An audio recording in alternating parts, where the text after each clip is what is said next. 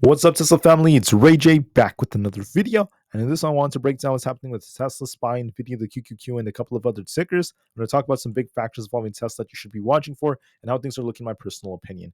Let me just mention that I am not a financial planner, so take nothing I say as financial advice. And also, if you guys can, please smash the like button. It not only benefits me, it benefits the entire community as a whole.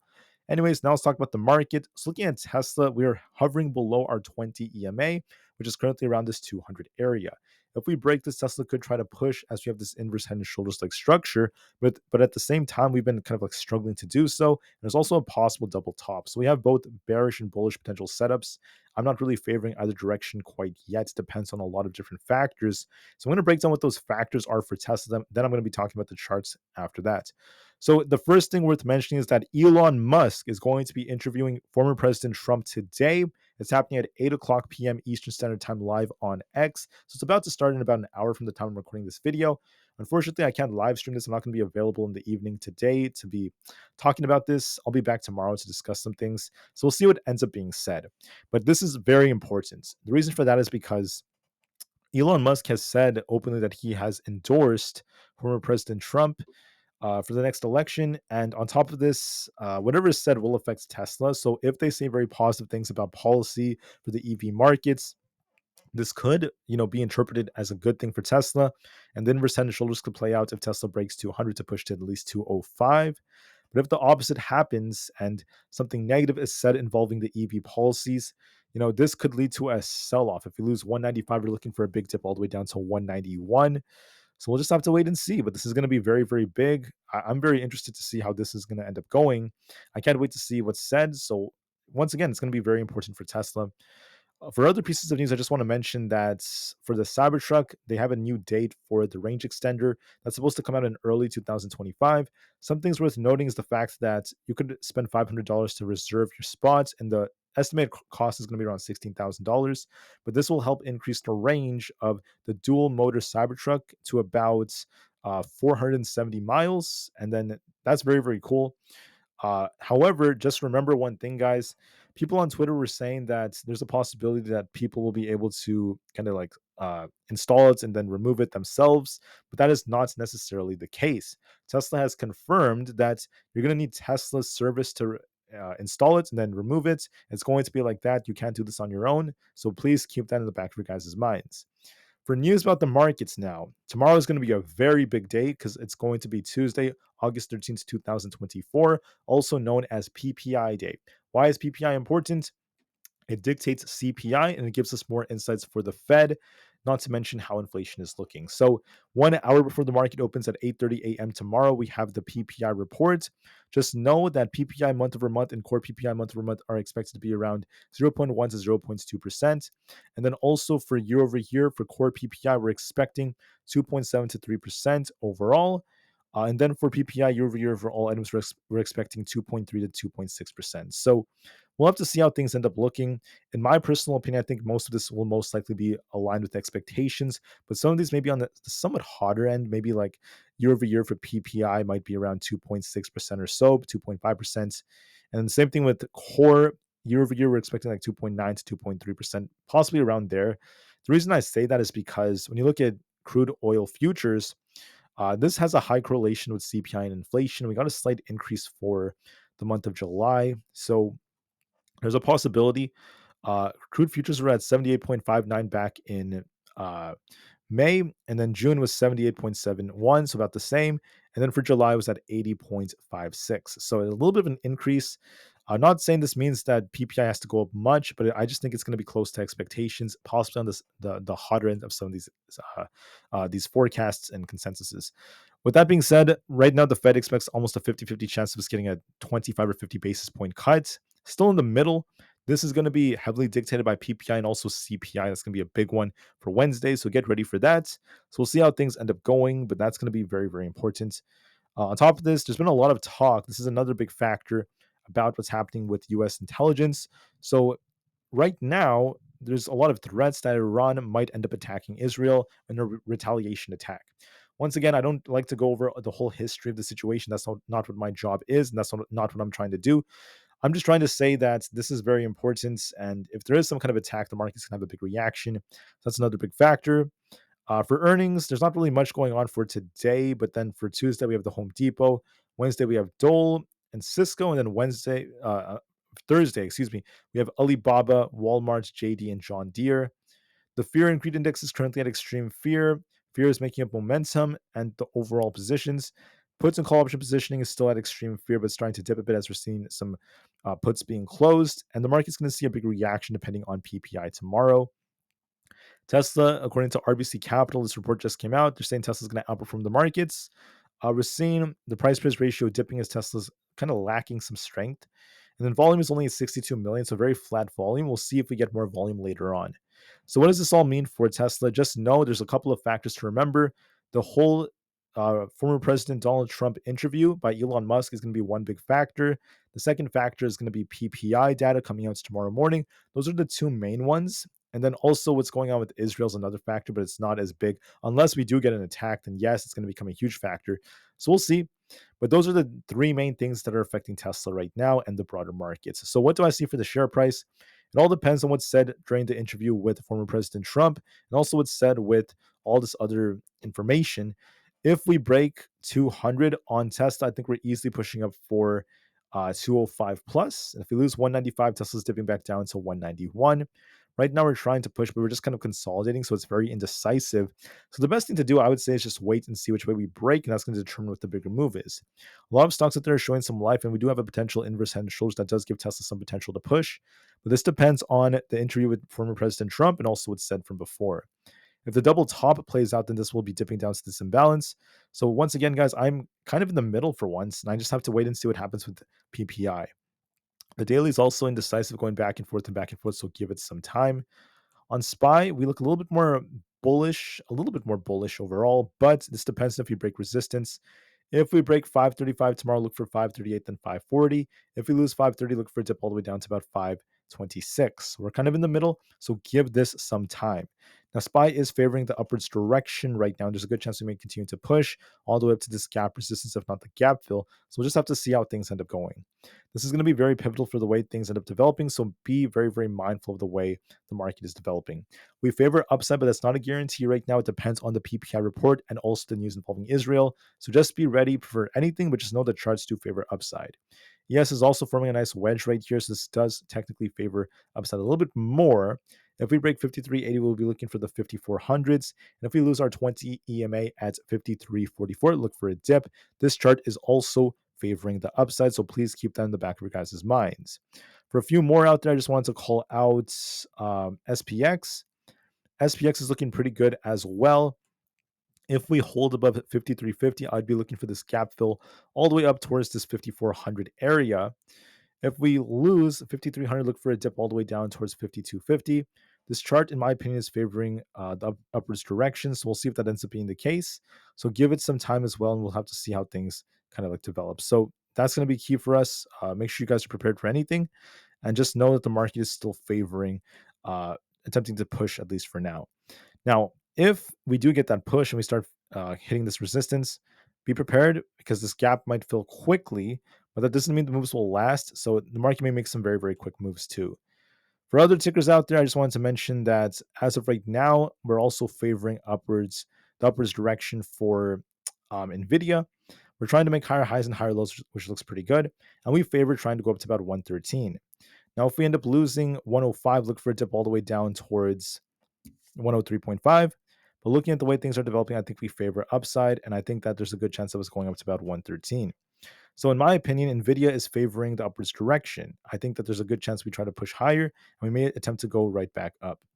But whether or not this happens does depend on PPI and also the situation with Israel. So be prepared for anything, depending on what kind of data we get, but just know the chart is still favoring the upwards direction.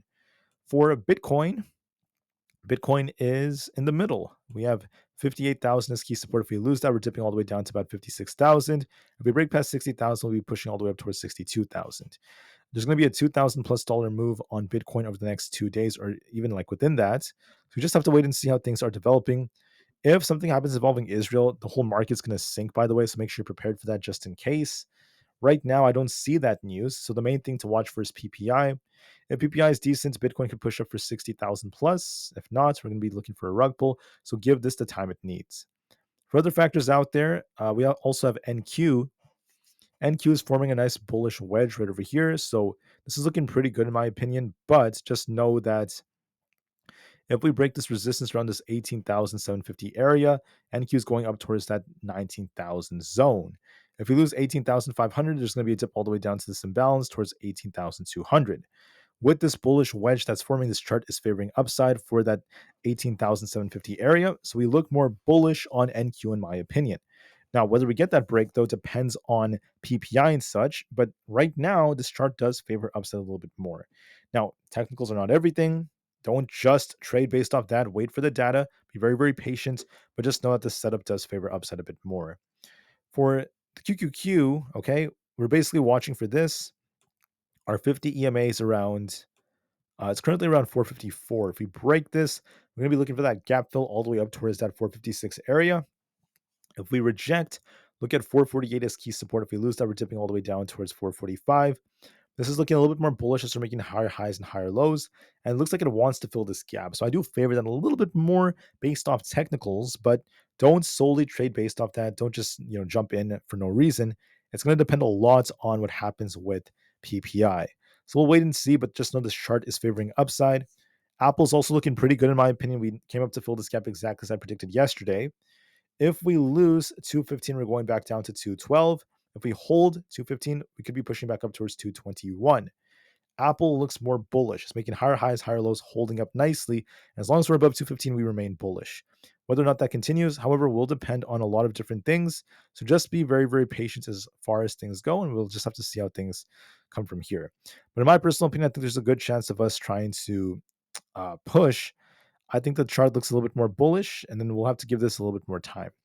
So wait and see what happens with PPI. But despite that, the chart still favors the upwards direction.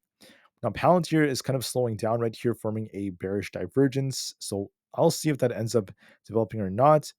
I'm going to be looking for a test of about 28.5. If we test 28.5, then we could be looking for basically a retest of support, and we'll see if we bounce off that. But I think that from a technical standpoint, we favor 28.5 to be tested, and we may try to bounce off that. So we'll see. This depends on PPI and such, but just know the technicals suggest a little bit of a dip. So we'll see how it goes. For Supermicro, this is looking a little bit more bullish as we have a nice accumulation structure right here. If we break 560, we'll be looking for a push all the way back up towards the 580 area. And if we lose support over here around this 530 zone, we'll be dipping back down towards the 520 area. So I like this structure right over here. I think that Supermicro is testing its resistance. We might try to push higher to these levels above. So we just have to give this the time it needs. So be very, very mindful of this and be careful with the way Supermicro is moving. So I think that there's a good chance that this is going to continue to push. It looks a little bit more bullish for the 560s. So give it the time it needs. For Rivian looks a little bit more bearish because of the fact that we have a bearish wedge that's potentially forming. And then the way it looks is it's very distributive. So right here, this is looking like kind of like an inverse cup. So what happens is once you break structure here, we're going to be dipping back down to this previous resistance becoming support. That would take us all the way down to the 12s. That's looking more favorable for Rivian. Yes, it depends on the data and such, but just know that that is looking like the most likely move for technicals, all the way back down towards that 12.5 area. So we'll see if that ends up being the case, but I just want to give you guys a warning about that. Stocks like Rivian still have their weakness developing. For others out there, we also have, let me just double check this. SoFi is attempting to hit this resistance around our 20 EMA. If we dip, we'll be looking for basically this imbalance around 6.37. And if we try to break through this, we'll be looking for basically 6.7 as resistance. If that breaks, we're going back up towards almost $7. And if this fails, we'll be dipping all the way down towards 6.25. I think that SoFi is rejecting off this 20 EMA. Notice how this was resistance like 3 times in a row. So this is favoring downside all the way down towards 6.3. I think it's looking very favorable and more probable, so just be very careful, especially after this double top form. So just have to give this some time and see how things end up going. But I think SoFi is looking a little bit more bearish, so give this the time it needs. And I think there's a good chance of this potentially dipping lower.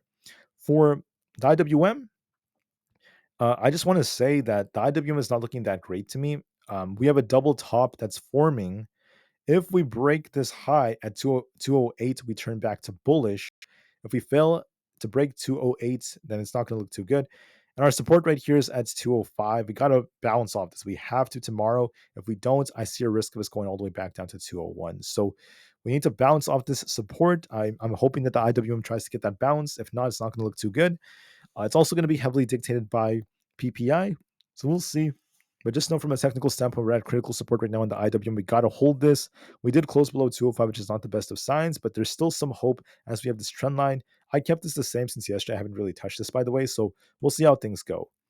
For AMD, we look decent right now. We're forming a wedge. We're getting very, very tight. I think that if we break through this wedge, we're looking at 139 as a potential target. And if that breaks, our next target is going to be around 142. If we reject here, look at key support around this 132 area. We're going to likely continue to go back and forth and just get tighter. But this is favoring that wants to push a little higher for me and try to break this structure because it's been hitting the upper ends of this wedge. Generally, that does lead to a little push. So I could be favoring like almost 140 to be coming, but that depends on a lot of different factors. So we'll just have to wait and see. For ARM, in my personal opinion, is looking like it's trying to uptrend. As we're making higher highs and higher lows, look at this yellow, this yellow line right over here is our key support, this trend line. If we dip a bit, I think we're going to dip a little bit more towards 113.8. We got to balance and get back up to 120. Because if we lose this 113 area, we're going to likely start dipping all the way down to these lows all over again. So there's going to be a dip coming to ARM. We'll see if we bounce or not, most likely. This might happen during the pre-market as well, so it does not have to happen like immediately. And then PPI will be the big thing that causes whether we bounce or not, so give it some time. I'm a little bit concerned about coin. I do see a potential wedge forming, but we got to break that 200 resistance. If that breaks, we're easily going up to 206 and 210. If we don't break that resistance, if this, if we go through this support right over here and we end up failing, I think there's a risk of us coming down to fill the gap all the way down to about 180. So give it some time. If we end up losing 188, look for that potential dip. So be very patient, guys, and just know that that is going to be very important. For Amazon is once again holding up decently. Look at resistance around 171. If we break through and hold above 168, if we reject, look for a dip all the way down here towards 165, then lower levels like that. With this uptrend that's been established, and there's a good chance that we're going to try to push higher. If we break 168, we're going to be looking for this gap fill all the way up towards 171. Amazon's looking a little bit more bullish. It looks like it's trying to make higher highs and higher lows, but this will also depend on a lot of different factors. For Meta has a nice accumulation structure over here that's developing. We're making higher highs and higher lows. But despite that, I think that it's going to have a big reaction to the data. Look at 512 as one of our supports. If that fails us, I'd be looking at 505. If we hold support, look at 520 as resistance, and then we'll be looking for a bigger push for 525. This has a nice accumulation, so it favors the upside for 525. So we'll see if that ends up being the case or not. But the chart looks a little bit more bullish to me. For Microsoft, we have support at 405. If 405 fails us, we have a double top right here. If we lose 405, we'll be dipping all the way down towards 402. And if we hold this, we'll be looking for a balance for 412. Overall, we're holding up very, very nicely, making higher highs and higher lows. So this is favoring maybe an attempt to bounce. We'll see if we break past 408 to push up to 412. That's going to depend on a lot of different factors. For others out there, we have Google. Google has resistance around this 166 area. If that breaks, we'll be looking for this gap fill all the way up to 168. And if this fails, we'll be dipping back down to the imbalance, down to 161. So it's going to go either way. It really depends if you hold or not. So give that some time. For GameStop, for those who are interested, we're still on a bit of an uptrend. I could be looking for 22.2 to be tested, but it's going to make a big move depending on PPI. Same thing with AMC. We're just shuffling at 5, not really doing much. DJT may make a big move depending on former President Trump's interview. If this breaks 27, I'll be looking for that gap fill up to about 29. Otherwise, it's on a bit of a downtrend. For the VIX, we'll see if we get a spike or not. I presume there's going to be another spike coming. That means the market may get a rug pull soon. It's a possibility, not a guarantee yet, and it may take like a few days, another week. I don't know yet, but I do think there might be another spike coming. The 10-year is just being adjusted by what happens with PPI, not to mention CPI. So we have to be patient with that. And the dollar is also kind of flat, so I have to wait and see what happens with this as well. So with that being said, guys, I just want to say I appreciate you guys so much for listening. Elon Musk is about to interview former President Trump. It's going to be very interesting to witness. So I can't wait to see what is said. That's going to be one factor affecting Tesla, not to mention PPI and the whole situation involving Israel. Just remember those three factors. Those are the three main things, and see if Tesla can break this resistance at 200 or not. With that being said, have a great day slash night slash evening wherever you guys are around the world, and I'll see you guys very soon tomorrow before the market opens. Have a great day. Get ready for Elon Musk's interview with former President Trump. It's going to be live on X, so just look that up, and then I'll see you guys soon, and I'll give you guys another analysis on Tesla after the market ends up opening or before market open tomorrow. Thank you for listening, and peace out.